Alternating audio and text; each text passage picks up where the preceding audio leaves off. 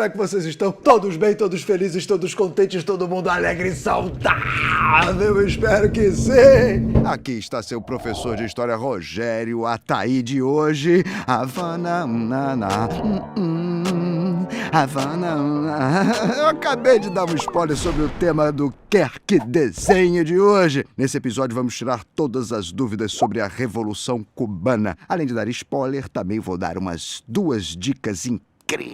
Se liga aí. Na descrição temos 2 links. Um com um mapa mental em alta qualidade para você baixar e estudar quando quiser. E no outro link você consegue um descontão para assinar o Descomplica e continuar estudando com a gente. Não dá mole não, hein? Não perde essa oportunidade. A vaga dos seus sonhos está mais perto do que você imagina. E aí, todo mundo pronto? Vamos começar?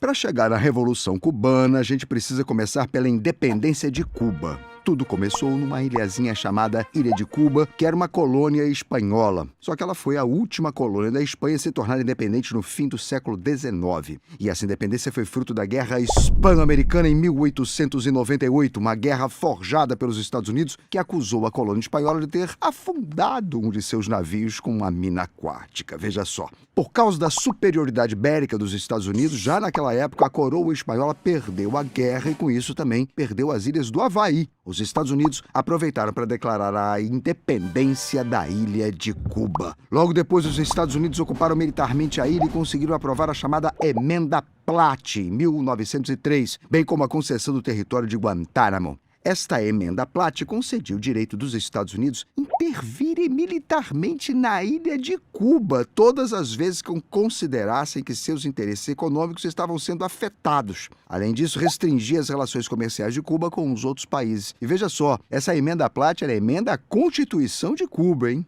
Ao mesmo tempo, as melhores terras da ilha de Cuba foram reservadas para as empresas norte-americanas desenvolverem seu agronegócio. Esse fato foi um forte abalo na soberania de Cuba, levando seus cidadãos à miséria e impedindo o desenvolvimento do país recém-independente.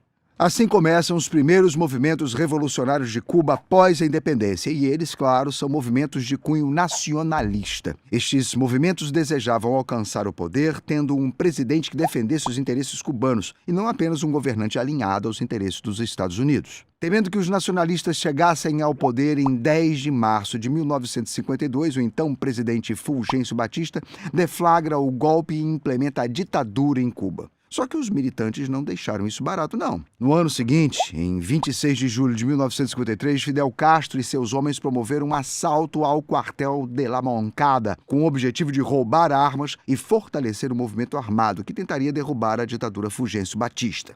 O assalto foi um grande fracasso. Muitos revolucionários foram mortos e outros presos e até torturados. Fidel, apesar de ter conseguido escapar, foi preso, julgado e condenado no dia seguinte, sendo enviado ao exílio no México. O julgamento de Fidel é considerado seu primeiro discurso, porque, como ele era advogado, ele fez sua própria defesa. Seu discurso foi intitulado de A História Me Absolverá.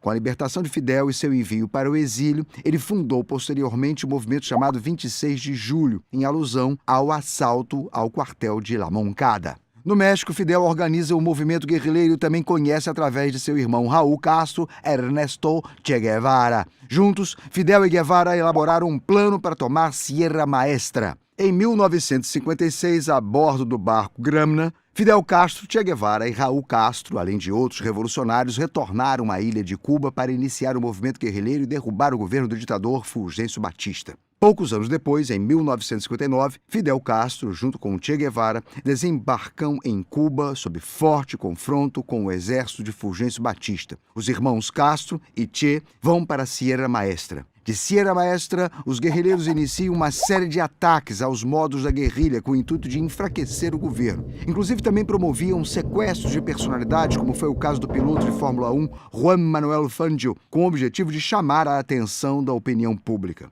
O movimento agrupado em Sierra Maestra ganha adesão dos camponeses, já que Cuba era cedida a grandes latifundiários. Em 1º de janeiro de 1959, então, ocorreu a tomada de Havana. Fulgêncio Batista foge e é consagrada a Revolução Nacionalista. Daí é formado um governo que tem por prioridade atender às necessidades e aos interesses do povo cubano. Em 1961, Fidel Castro se tornou primeiro-ministro e promoveu grandes reformas: a nacionalização da economia, a alfabetização toda da ilha, a reforma agrária e a nacionalização dos bancos. Ainda em 1961, na Conferência dos Estados Americanos, em Punta del Este, o governo dos Estados Unidos expulsa a delegação cubana da conferência. Com isso, houve uma aproximação com um bloco liderado pela União Soviética. Ao passo que Cuba e a União Soviética se aproximavam, o governo Kennedy dos Estados Unidos resolve contra-atacar, patrocinando contra-revolucionários cubanos treinados e fortemente armados pela CIA, com o objetivo de derrubar o governo de Fidel. A tentativa de derrubada do governo de Fidel Castro aconteceu na invasão da Baía dos Porcos. Esta é a primeira grande derrota dos Estados Unidos. Com isso, para que houvesse fortalecimento e proteção de Cuba, Fidel Castro declarou que, a partir daquela data, Cuba era um país comunista. Além disso, fundou o Partido Comunista em Cuba e ingressou em seguida no Bloco Socialista.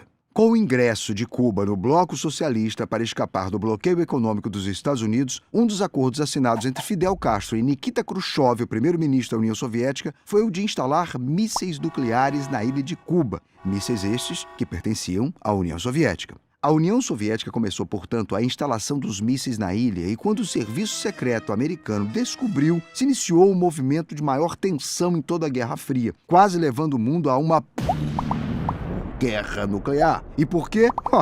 Veja só, os Estados Unidos fizeram um bloqueio naval a Cuba em outubro de 1962. Esse fato conduziu os governos a uma tensão de quase dispararem um contra o outro seus mísseis nucleares, ainda mais levando em consideração a proximidade de Cuba com os Estados Unidos. Acontece que a União Soviética argumentou que a instalação dos mísseis na ilha de Cuba veio em retaliação à instauração de uma base de mísseis nucleares da OTAN na Turquia. Após 13 dias de intenso conflito, os governos dos Estados Unidos e da União Soviética entraram em um acordo. Os soviéticos retirariam os mísseis de Cuba e, em contrapartida, os norte-americanos respeitariam o governo de Fidel, de modo que não tentariam mais invadir Cuba, retirando seus mísseis nucleares da Turquia. É aí que esse período ficou conhecido como Crise dos Mísseis. Inclusive, muito importante quando a gente estuda o período de Guerra Fria, tá?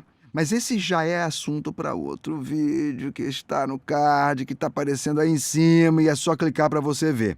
É isso aí, minha gente! Esse foi o Quer Que Desenhe sobre a Revolução Cubana. Esperamos que vocês tenham gostado. Não esqueçam de deixar o seu like e comentário aqui do vídeo. Também não esqueça dos 2 links na descrição. Um para você baixar o mapa mental em alta qualidade e o outro para você assinar o Descomplica com um preço bem bacaninha. Assim você continua estudando com a gente e pode conquistar a sonhada vaga na faculdade. É isso aí, minha gente. Então, beijo, beijo, beijo, beijo. Tchau para vocês.